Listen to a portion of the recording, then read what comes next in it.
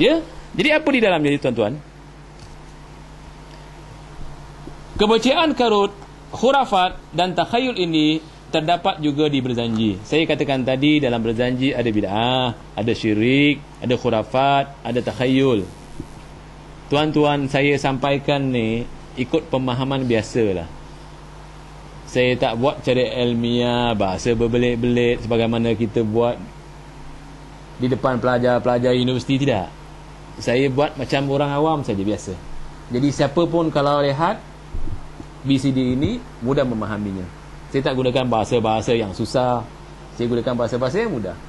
Kata orang, bahasa orang kampung lah saya gunakan. Betul tak? Tak gunakan bahasa-bahasa tinggi yang ilmiah, tak. Jadi orang kampung bila dengar boleh faham dia, insya-Allah. Apa katanya? Kepercayaan karut, khurafat dan tahayyul ini terdapat juga dalam berzanji. Apa bunyinya? Masih terdapat dalam kitab ini, ya.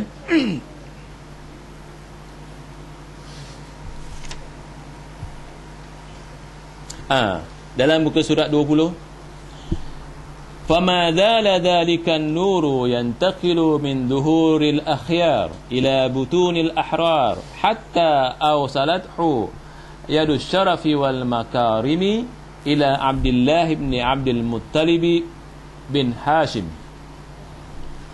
Maka nur tersebut sentiasa berpindah dari orang-orang baik dan terpilih hingga sampailah ke rahim orang, yakni para wanita yang merdeka dan ikhlas.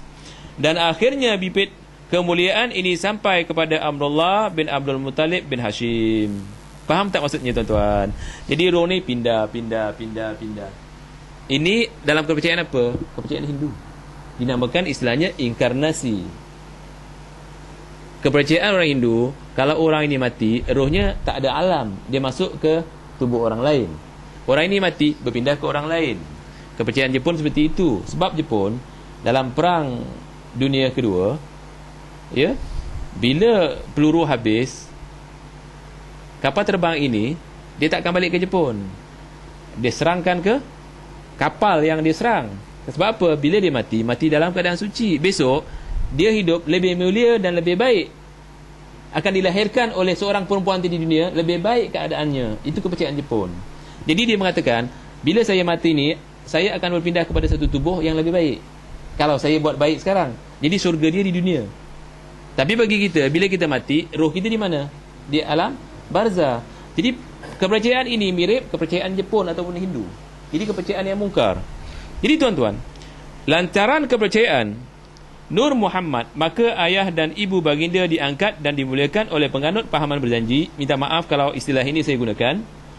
Lantaran kepercayaan Nur Muhammad, maka ayah dan ibu baginda diangkat dan dimuliakan oleh penganut pahaman berjanji, sehingga dianggap sebagai orang Muslim ataupun seorang Muslim yang beriman. Kepercayaan ini bertentangan dengan hadis-hadis yang mana ketika ada seorang sahabat bertanya kepada Rasulullah SAW tentang ayahandanya, baginda bersabda, Inna abi wa abaka finnari. Sesungguhnya ayahku dan ayahmu di dalam neraka. Hadis riwayat Muslim. Tetapi diangkat, dimuliakan seolah-olah bapa Rasulullah SAW, ayahandanya seorang yang Islam. Sedangkan kata Rasulullah SAW bukan seorang Islam. Kalau dalam neraka bukan seorang Islam. Ini bukan tuduhan saya, ini hadis Muslim. Kalau nak ditakhrij, orang bertanya mana hadisnya, saya akan keluarkan. Ya? Jadi orang ini memuliakan ibu dan ayah Rasulullah SAW lebih mulia daripada kita. Dianggap orang yang Muslim. Salah ini. Ya? Kenyataan ini dapat dipahami dari cerita-cerita dalam berjanji sebagaimana. Teruskan tuan-tuan.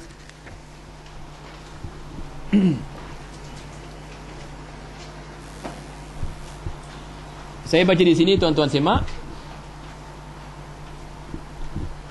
Falamma ana awanu wafa'i ahdihi tala'a fil akwani tali'u sa'dihi lushira alamul futuwati liduhuri khatimin nubuwati syakhasat li'abdillah al-abasaru wa ashrakat alaihi al-anwaru ulbitha thawabal malahati nataka bil bayani wal fasahati. Sampai di mana kita? Fasahati, ya. Manakala semakin hampir ketikanya Allah menyempurnakan janjinya, dunia semakin diliputi kebahagiaan, muncullah tanda-tanda kemuliaan menyambut kelahiran Nabi penghabisan. Dahi Abdullah memancarkan sinar nur. Dia bercahaya dan bertambah tampan. Malah kefasihan bercakap dan kepetahan berkata-kata semakin terselah pada diri Abdullah. Ini tidak ada hadisnya. Ini tidak ada dalilnya. Ini dicipta cerita ini oleh orang Syiah. Dalam hadis tidak ada, dalam Quran tidak ada. Bagaimana kita boleh percaya? Sedangkan Rasulullah tinggalkan kita dua perkara, Quran dan hadis. Selain Quran dan hadis itu tidak boleh dipakai. Ya, tidak ada hadis yang sahih cerita seperti ini. Jadi ceritanya la asla lahu. Tapi dalam cerita-cerita Syiah banyak seperti ini. Dalam cerita-cerita Sufi Nur Muhammad banyak cerita macam ni. Ya, jadi kita mesti faham. Dalam cerita selanjutnya, ayah Nabi Muhammad sallallahu alaihi wasallam digambarkan seolah-olah mendapat wahyu dari Allah Subhanahu wa taala. Selain Nabi boleh dapat wahyu? Tidak boleh. Tapi Nabi Muhammad seolah-olah bapaknya dapat wahyu. Yang dapat wahyu tu Nabi orang Islam. Dia tak dapat wahyu tapi dapat wahyu. Cuba baca. Saya teruskan dia. Nadahu lisanul masyiati ya Abdallahi ma yasluhu kandan lima hamalta minal wadi'ati illa ahsya'u aminatal muni'ati mutahharati minad danasi wal aqdar. Sampai di situ ya. Masih ada lagi. Sayyidati nisa'i Nabi Najjar. Allah pun mendengar seruan wahai Abdullah.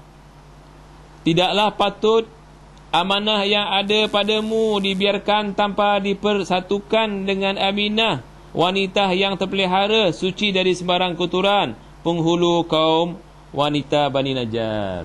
Ini kan berupa wahyu. Siapa yang dapat wahyu? Ini karut. Kemudian kita baca maknanya tuan-tuan kerana waktu ya. Seterusnya kita baca, kemudian bertemulah kemuliaan Abdullah dengan kemuliaan Aminah. Terjalinlah tali perhubungan dan pernikahan. Terbuktilah keyakinan Aminah yang suci. Suci saya tak tahu suci apa di sini. Apakah suci sebagai orang Islam?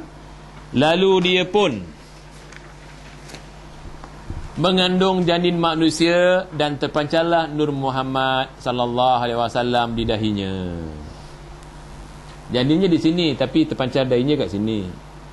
Terpancar dia punya sinar kat sini. Ya. Jadi ini cerita-cerita karut semua. Kita teruskan. Bulan pertama kandungan, kita ambil bahasa Arabnya dan kita terjemahkan terus. Bulan pertama kandungan Aminah, beliau didatangi Adam AS dalam tidur, yakni mimpi. Dalam mimpi itu Adam memberi tahu Aminah bahawa dia sedang mengandung makhluk yang paling mulia. Kenapa Adam tak sampaikan?